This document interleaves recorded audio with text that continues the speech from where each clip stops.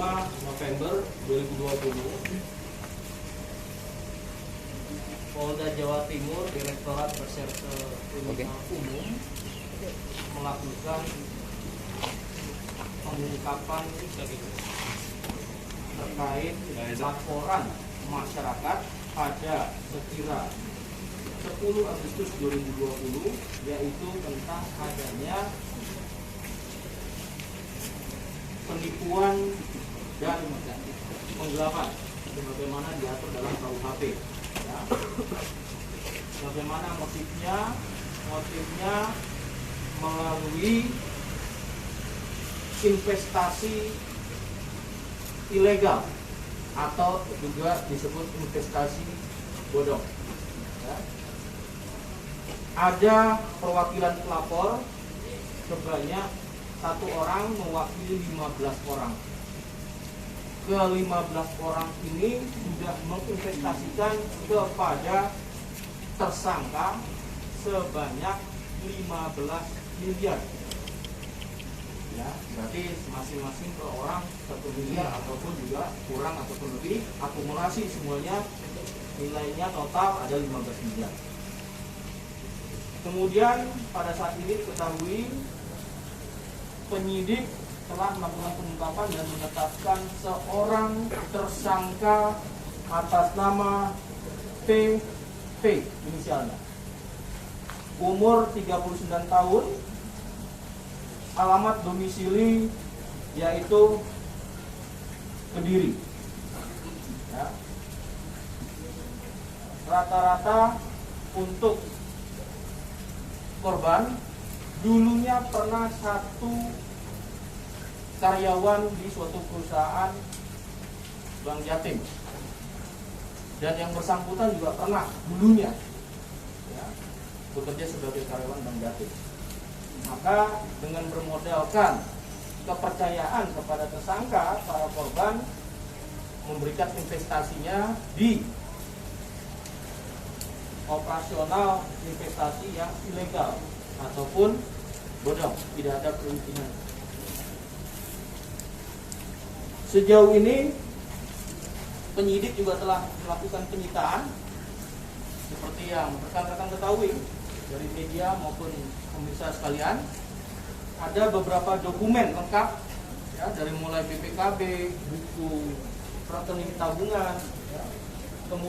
Kemudian juga ada sebuah rumah ya, rumah di Sidoarjo, yaitu perumahan Citra Garden Cluster Green Hill, dan juga sebuah mobil mewah ya, sedan. Kemudian ada satu lagi ya, juga mobil SUV mewah. Dan kemudian juga tadi saya sebutkan ada beberapa dokumen dan serta device atau handphone yang digunakan untuk menghubungi para korban ataupun juga dalam operasionalnya untuk melakukan tindak pidana. Dan produk investasi apa nih? Produk investasinya berupa forex ya, atau mata uang asing, jual beli mata uang asing. Melihat fluktuatif dan kemudian juga memberikan suatu keyakinan sehingga korban mampu dan mau memberikan kepada tersangka. Ini baru 15 yang melapor, namun ini juga akan ada berpotensi pelapor lainnya ya. Sebanyak 27 orang akan melaporkan kembali dengan kerugiannya sebanyak total ya seluruhnya dari 27 orang ini 10 miliar. Kita tunggu dan kita harapkan kepada pelapor silakan. Dan selain 15 dan 27 yang akan melapor, apakah ada korban-korban lain? Ya itu tadi, korban lain kan ada 27 yang akan melapor. Tidak menutup kemungkinan, maka saya sampaikan bagi para korban yang merasa dirugikan oleh tersangka dalam melakukan tindak pidana penipuan dan penggelapan ini dengan motifnya pada investasi yang ilegal dan bodong, maka silakan melaporkan kepada Direktorat Reserse Kriminal Umum melalui sentra pelayanan kepolisian terpadu di Polda Jatim. Statusnya gimana? Ya.